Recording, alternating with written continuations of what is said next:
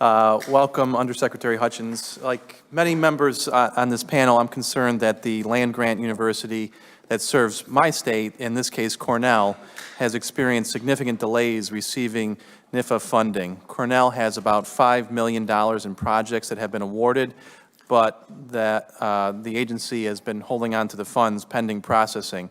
These are pretty important projects on pest and disease mitigation and improving organic dairy exports. The release of NIFA funds this year will be, on average, an additional 2 months later than previous years. Why is this?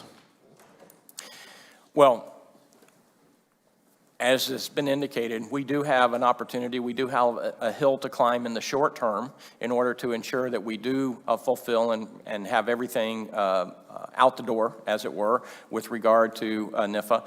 But we have committed to do that by March of 2020, and we've prioritized in the process of doing that. So we've prioritized, for example, the 1890 and the 1994 groups that have less flexibility and leeway.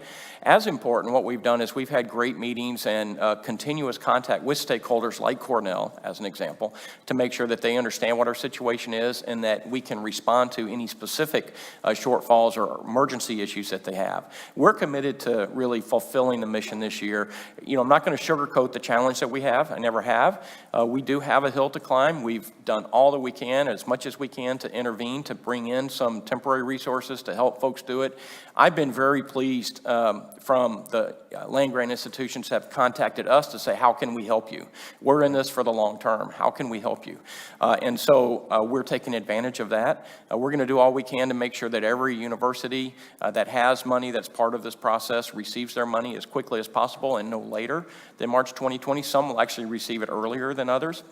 But we're going to make sure that that happens. And if there is a specific program or contact, we would encourage Cornell or whomever else to contact their NIFA representative or visit their website and find out how we can accelerate that situation. Okay. So, but going forward, we can expect that you're going to take actions to minimize these delays moving forward. Absolutely. Yes, sir. And let me just also add, if I can, that this is an opportunity for us with both of these agencies, but NIFA specifically, to really step back and look at the process.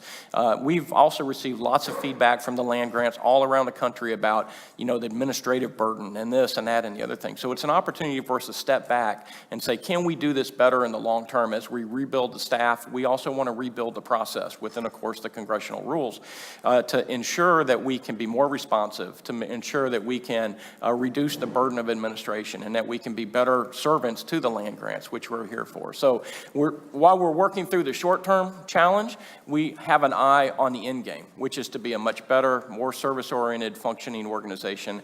And with the opportunity, with the savings that we will have, we'll also have the opportunity, we believe, to actually do more research and to build more capability. And so we're building those kind of gold standards into where we go forward. Thank you.